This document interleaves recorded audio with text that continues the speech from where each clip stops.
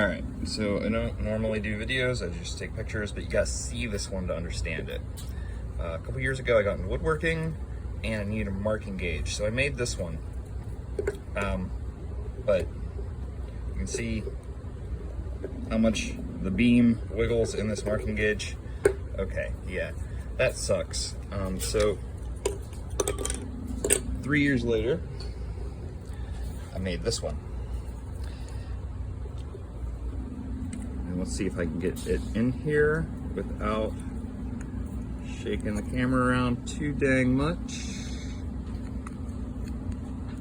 Mission failed. I'll be back. All right, so now we got this beam in here.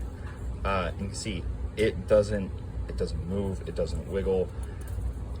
It's nice and snug. We can push that up, lock her down, and mark a line.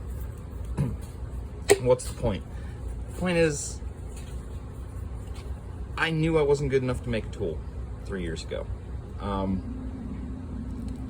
Today I am. So if you just keep at it, you can do some pretty cool things. You can make tools which require precision that you know you're not capable of today.